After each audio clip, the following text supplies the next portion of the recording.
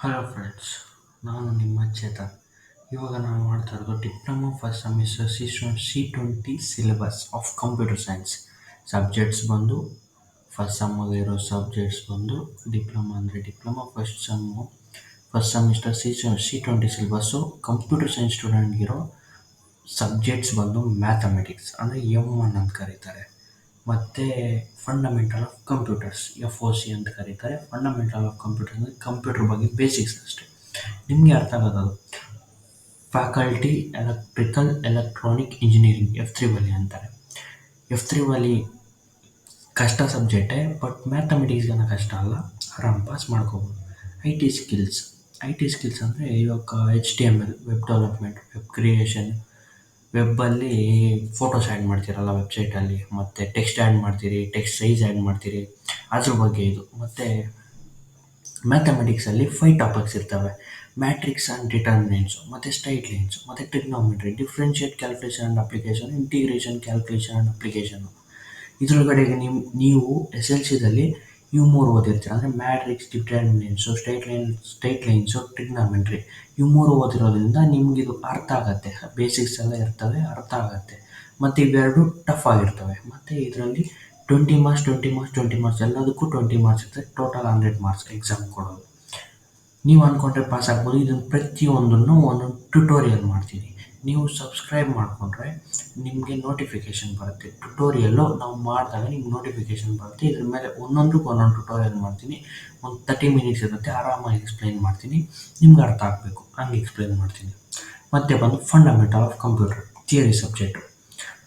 Futures of computer, booting, computer servers, memory management, input output, logic gates, flow charts. ಇವೆಲ್ಲ ಜಾಸ್ತಿ ಆರಾಮ್ subject. ಅಂದರೆ ನೀವು ಅಂದ್ಕೊಂಡ್ರೆ ಆರಾಮು, ನೀವು ಅಂದ್ಕೊಂಡಿದ್ದಂತೆ ಆರಾಮಲ್ಲ ಇದು. ನೀವು ಅಂದ್ಕೊಂಡ್ರೆ ಈಸಿಯಾಗಿ ಮಾಡ್ಬೋದು, ನೀವು ಅಂದ್ಕೊಂಡಿದ್ರೆ ಈಸಿಯಾಗಿ ಮಾಡೋಕ್ಕಾಗಲ್ಲ. ಫ್ಯೂಚರ್ಸ್ ಆಫ್ ಫ್ಯೂಚರ್ಸ್ ಕೊಡ್ತಾರೆ. ಮತ್ತು ಬೂಟಿಂಗ್ ಅಂದರೆ ರೀಸ್ಟಾರ್ಟು, ಇಮೇಲ್ ಕ್ರಿಯೇಷನ್ ಬಗ್ಗೆ ಇರ್ತದೆ.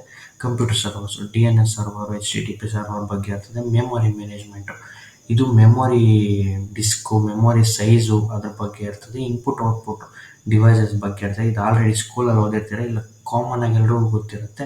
ಲಾಜಿಕ್ ಗೇಟ್ಸ್ ಇದು ಯಾರಿಗೂ ಗೊತ್ತಿರಲ್ಲ, ಬಟ್ ಗೊತ್ತಿದ್ರೆ ಪರವಾಗಿಲ್ಲ. ಇದ್ರ ಬಗ್ಗೆನೂ ಪ್ರತಿಯೊಂದ್ರ ಬಗ್ಗೆ ಟ್ಯುಟೋರಿಯಲ್ಸ್ ಮಾಡ್ತೀನಿ. ನೀವು ಜಸ್ಟ್ ಸಬ್ಸ್ಕ್ರೈಬ್ ಮಾಡ್ಕೊಳ್ಳಿ, ನೋಟಿಫಿಕೇಷನ್ ಬರುತ್ತೆ.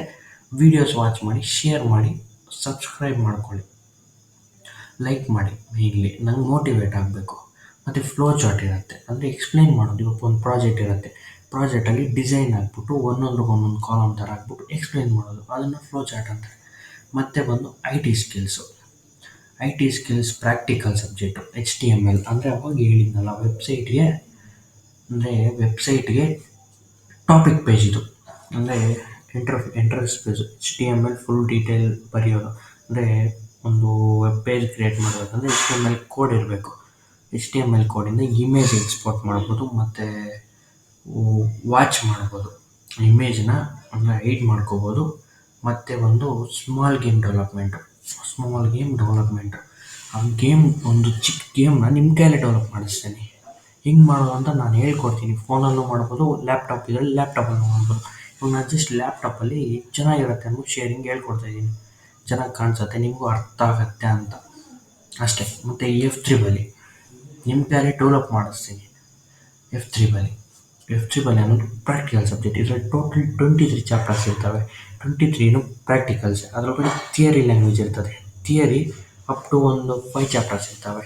ಆ 5 ಚಾಪ್ಟರ್ಸಲ್ಲಿ ಎಕ್ಸಾಮ್ಗೆ ನಿಮ್ಗೆ ಒಂದೇ ಚಾಪ್ಟರ್ ಕೊಡೋದು. 23ರಲ್ಲಿ ನಿಮ್ಗೆ ಒಂದೇ ಚಾಪ್ಟರ್ ಕೊಡೋದು. ಆ ಒಂದನ್ನು ಬರೆದು ಎಕ್ಸಿಕ್ಯೂಟ್ ಮಾಡಿ ತೋರಿಸ್ಬೇಕು. ಇದು ಪ್ರತಿಯೊಂದು ಪ್ರಾಕ್ಟಿಕಲಾಗಿ, ಥಿಯರಿಟಿಕಲಾಗಿ ಎಕ್ಸಿಕ್ಯೂಟ್ ಮಾಡೋದು ಹೆಂಗೆ ಮಾಡಿದ್ರೆ ಮಾರ್ಕ್ಸ್ ಕೊಡ್ತಾರೆ, ಹೆಂಗೆ ಮಾಡಬೇಕು, ವೈವಾ ಕ್ವಶನ್ಸ್ ಏನು, ಎಕ್ಸಾಮ್ ಕೊಡೋ ಕ್ವಶನ್ಸ್ ಯಾವುದು, ಮೇನ್ ಕ್ವಶನ್ಸ್ ಯಾವುದು ಅಂತ ಪ್ರತಿಯೊಂದು ಸಬ್ಜೆಕ್ಟ್, ಪ್ರತಿಯೊಂದು ಲ್ಯಾಂಗ್ವೇಜು, ಪ್ರತಿಯೊಂದು ಟಾಪಿಕ್ದು ಹೇಳ್ತೀನಿ. ನೀವು ಜಸ್ಟ್ ಫಾಲೋ ಮಾಡಿ, ಸಬ್ಸ್ಕ್ರೈಬ್ ಮಾಡಿ, ನಮ್ಮ ಟ್ಯುಟೋರಿಯಲ್ಸ್ ಎಲ್ಲ ಅಟೆಂಡ್ ಮಾಡಿ ಸಾಕು, ಅಷ್ಟೇ.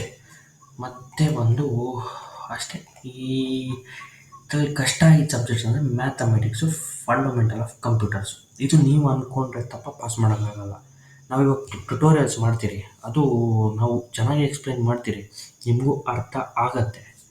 ಆದರೆ ನಿಮಗಿರ್ಬೇಕದು, ನಾನು ಅರ್ಥ ಮಾಡ್ಕೋಬೇಕು, ನಾನು ಓದಬೇಕು, ನಿಮ್ಗೆ ಕಲಿಸಿದ ದಿನವೇ ನೀವು ಪಾಸ್ ಆಗೋದು. ಬೇಕಾದ್ರೆ ಜಾಸ್ತಿ ಜನನ ಕೇಳಿ ಫಂಡಮೆಂಟಲ್ ಆಫ್ ಕಂಪ್ಯೂಟರ್ FOC ಮತ್ತು M1 ಬ್ಯಾಕ್ ಇಟ್ಕೊಂಡಿರೋದು. ಎಂಥವ್ರನ್ನ ಕೇಳಿ ಕಂಪ್ಯೂಟರ್ ಸೈನ್ಸ್ ಸ್ಟೂಡೆಂಟ್ಗೆ ಫಸ್ಟ್ ಟೈಮ್ ಅವೆರಡಲ್ಲಿ ಒಂದು ಬ್ಯಾಕ್ ಬಿದ್ದೇ ಬೀಳುತ್ತೆ, ಮತ್ತೆ ಪಾಸ್ ಮಾಡ್ಕೊತಾರೆ ಅವರು.